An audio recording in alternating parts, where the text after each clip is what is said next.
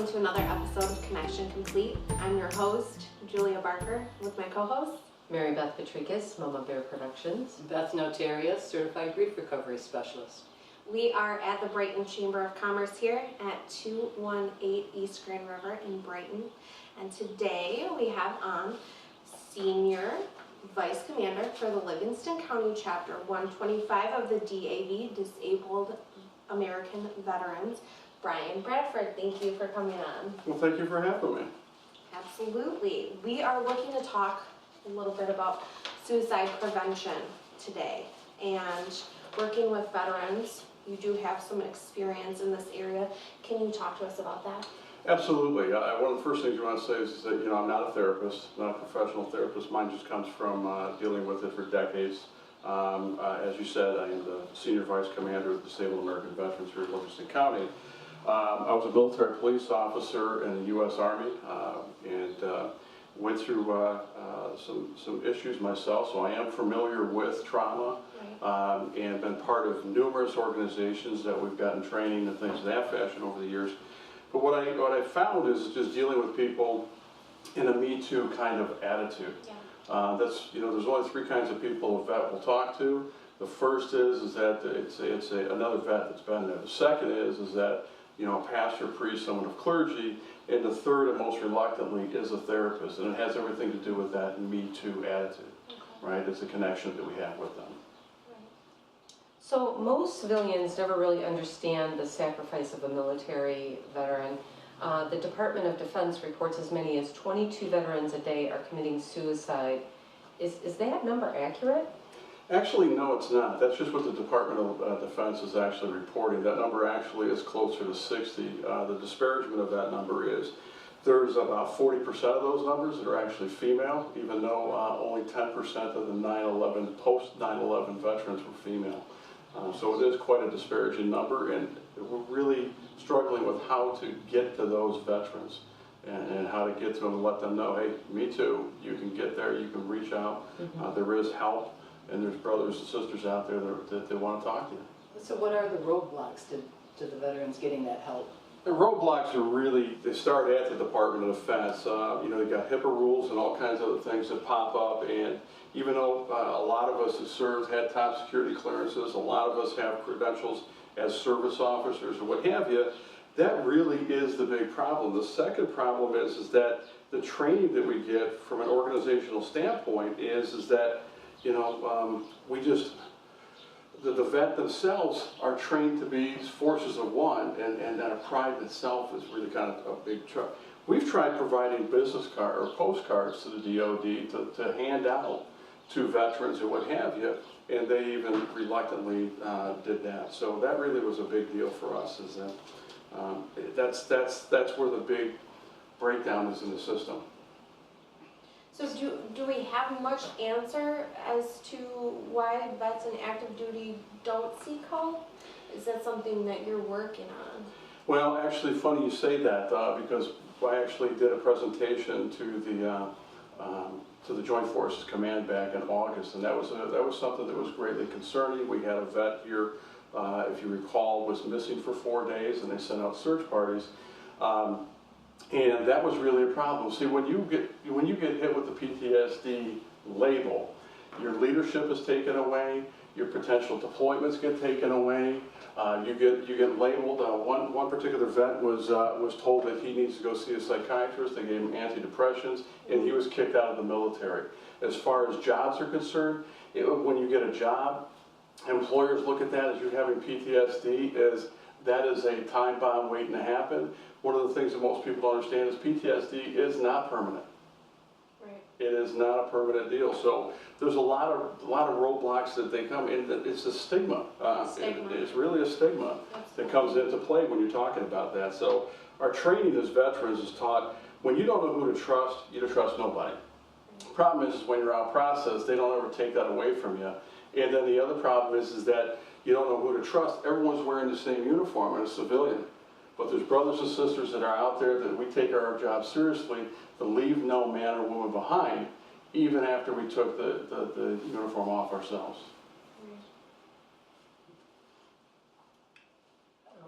Are there places for the vets to go in the community for help? And that's something actually we're working on trying to consolidate that, but currently, yeah, there's a lot of great resources available for veterans to get to.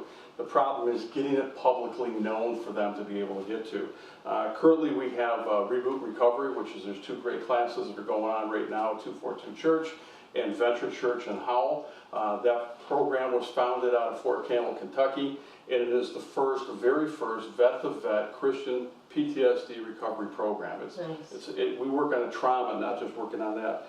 We got all kinds of things like Camp Liberty, and things like that. We got the VFW halls, the American Legion, the DAV, the Salem American Veterans are not the only place around.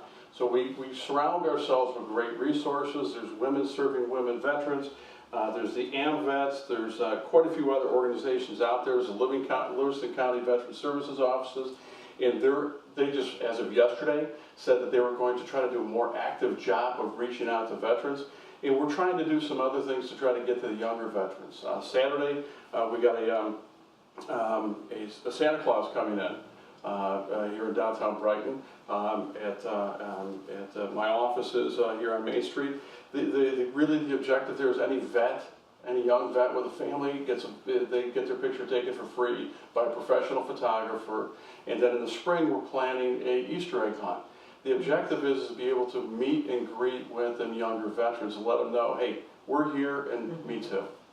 And we'll provide contact information too for the various entities for them to send an email and get all these resources, because you send them quite fast, but that's okay. Just want to let them know that they can, reach out. Absolutely. Matter of fact, we're in the process of creating a centralized website. It's a great question because I forgot that. Thank you, Mary Beth.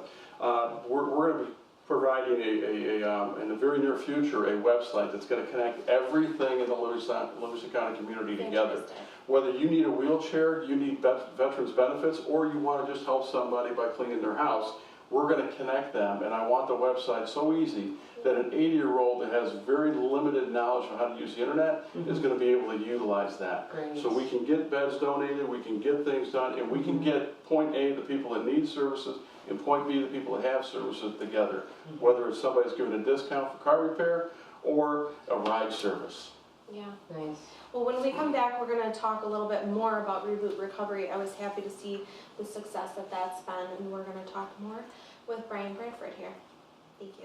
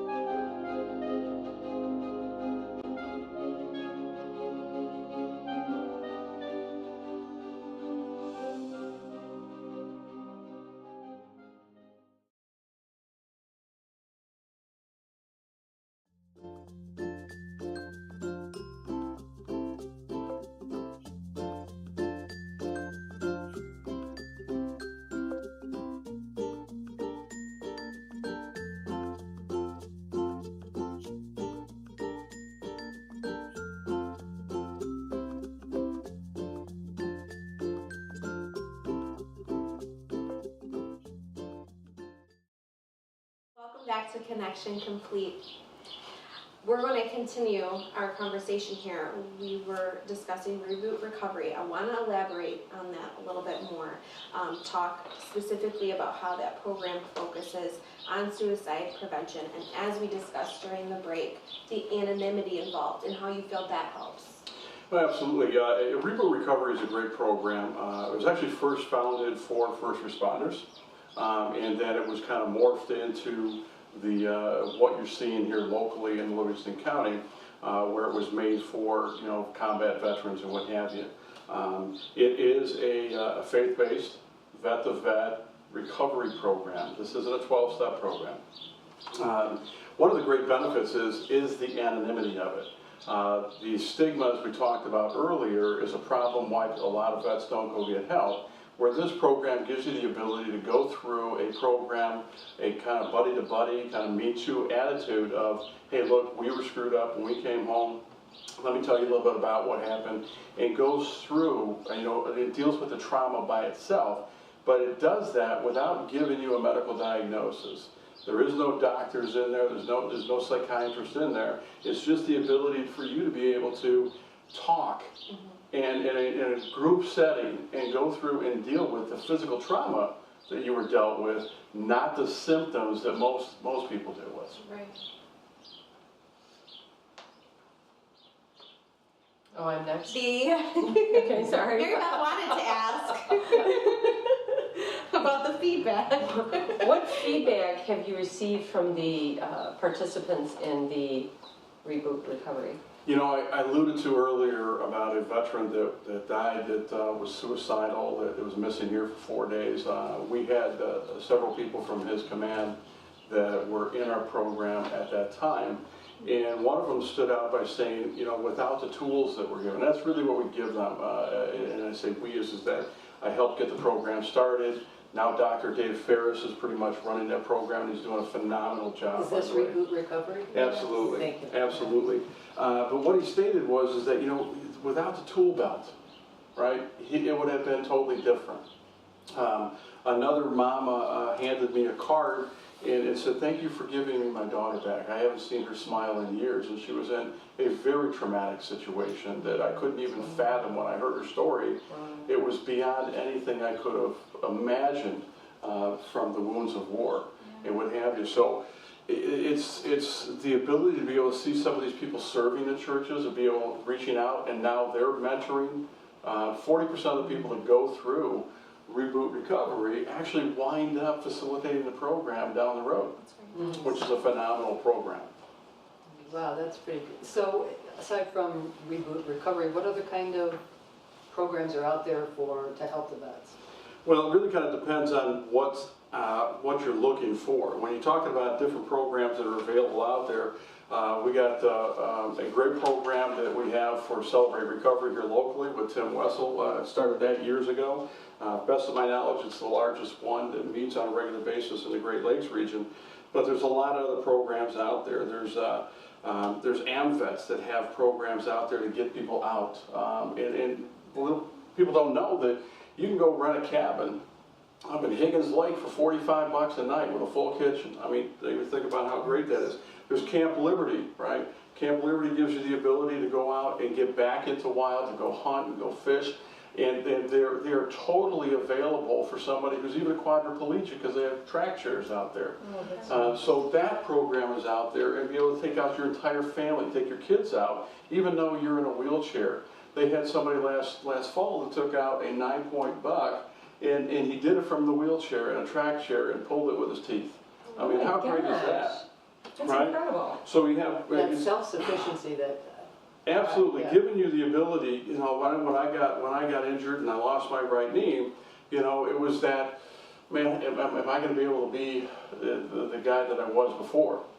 And I know that's a lot when they come home. That's one of the programs that, or one of the things that a lot of guys come home with, is that thought process, is that, I should be there. Because one of the things that a lot of vets think about is that they have that, regret. And that's a big part of PTSD, is that regret. Why did I come home and my buddy didn't? And we got to get them back into mission orientation, because that's the way they're trained. There's the VFW, there's American Legion, there's Livingston County Veteran Services. We have a lot of other things, but one of the problems is with PTSD is that there's a overlap. And the overlap is a lot of people that come home and they have TBI. And TBI and PTSD, there's a problem with that. They're diagnosed with PTSD, but they really have TBI. What is TBI? Well, it only takes 14 miles an hour for your brain to slam in the side of your skull. But most people don't know that your cranial, right, it doesn't harden until you're dead. So that can actually overlap and cause electrical problems inside your brain. It causes all kinds of things like anxiety, it causes insomnia, it causes depression, And it's a spiral that goes down that heads to suicide, which we're talking about today, right? So that's where the Eisenhower Center comes in Ann Arbor. They're phenomenal. Craniosacral therapists should be brought in to be able to evaluate them and deal with the problem, not deal with the ancillary issues, which a lot of the people, unfortunately, in the Veterans Administration are dealing with drugs, and that's where they get, they get into oxycodone, they get into the opiate addiction, they get into alcohol problems. We have Livingston County Veterans Court that helps work, but it's all about dealing with the problem, not dealing with the ancillary issues. Exactly. So from a grief recovery specialist point of view, I hear all the time, what is it that I should say to somebody who's grieving? And the pat answer that most people come up with is, oh, you don't feel bad. When it comes to genuinely wanting to express gratitude to a veteran, so many people, same thing, they don't know what to say, and what they come up with may actually be harmful. And that is, I'm so thankful for your service. Thank you for your service. Beth, that came up in a couple different conversations roundtable, and it actually, that become a very hot subject.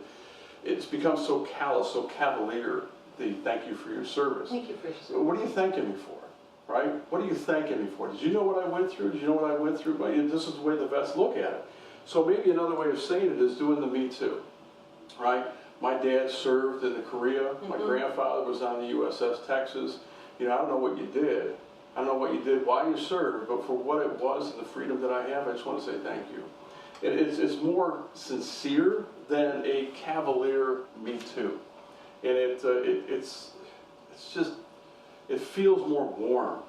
And other than that, that's really what we got to focus on, is just make it me too. Yeah. Talking about what to say, how about, what not to say and do, and especially if you suspect that you're in a situation with a vet who could be suicidal. Well, if you're talking to someone contacts you and that vet is suicidal, and once again, I'm not a therapist, and what have you. I didn't stay at a Holiday Inn Express. But what I found is this. Number one is the what to do. Keep them talking. Me too, right? Relate it to something you know. You may not have been a veteran, or you may know somebody who's a veteran, and what have you. Get them talking. And then the side channels here, get them help, right? Get them help, right? You want to send in the pros. Yeah. What I did recently was somebody was talking to them on the phone, and while I was doing that, I actually grabbed my wife's phone, and I got a hold of the police and had them do a visit to his house to make sure everything's okay. Don't go see them. Yeah. I don't care if you're a friend, your family member, what have you. The problem is when they're going through a traumatic and stressful event, you don't want to be brought into that situation. So you don't want to put yourself in that, because you have no idea if you're going to throw kerosene on that fire, right? When you're dealing with vets that have been through suicide, or they're on suicide watch or getting close to that, I got a couple simple rules. Chris Kyle was killed by a friend of the family, right? There's a couple things that I won't do with any vets that have gone through this that I've been working with. Number one, I don't drink with them. If they're drinking, I'm talking them down about not drinking. I want a clear head. And number two, I won't handle firearms around them. I won't take them anywhere that's near firearms. That's an agreement that I have. That puts my wife at rest. That puts me at rest. You don't want to put yourself at risk. But then get them help. And go to the pros and see what you can do to get them help. And there's many resources out there that we talked about. Absolutely. And to wrap it up, Bryan Bradford, thank you so much for coming on, all that you've done for the community. We really didn't get to talk much about, what you've done right here in Livingston. And just to wrap it up, can you talk about the POW flag here in the POW flag that he's got put up? He was the chairman of the board for getting the Veterans Memorial up in Brighton. Anything, modernizing the DAV and getting them active with the young veterans, just instrumental in the community. Everything. One of the things that is so impressive to me about, he's not here, right? Brad, thank you for everything that you do with your heart and your passion to raise awareness and bring the community together to understand that it's not a me, them, it's we. Well, and I'd like to bring up one thing is that when I was trying to get my dad veterans benefits, which is not an easy task, Bryan was very instrumental in guiding me to get the help for him, so. Wonderful resource. Absolutely, he cares so much. It doesn't matter if it's his wheelhouse or not, he will find the right contact. And Bryan, can you tell our viewers how to contact you? What's the best way and how you feel most comfortable? Well, you can always go to the Livingston County Disabled American Veterans Chapter 125. That's probably, as far as Facebook is concerned, that's probably the best avenue to do it. Okay. We are going to put up our contact information for emails and things of that fashion, phone numbers to be able to reach us as well. But you can do that through the Disabled American Veterans. You can contact the Livingston County Veterans Affairs Office. If you don't know how to get a hold of me, call the chamber. They're absolutely going to know how to get a hold of me. Mary Beth knows how to get a hold of me and what have you. I'm so honored that the community in the last several years has become so veteran-centric and really become much more connected with the benefits that are needed, the woes that we have. You even helped get the Veterans Court up and running. I was one of the original mentors and kind of like worked some back channels with, may have been guilty of twisting an arm or two.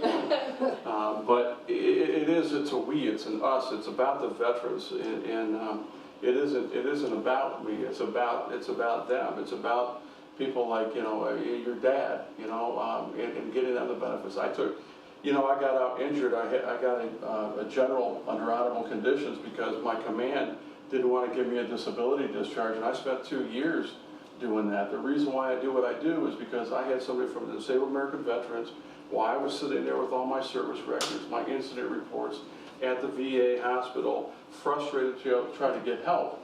And it was somebody from the Vietnam Veterans era that put their hand around me, helped me, coached me, got me to where I need to be, got me back into school. And to me, it's just, I'm paying it forward. Absolutely. And it seems to be contagious, and I love that part of it about this community. Wonderful. Thanks for watching. This has been another episode of Connection Complete.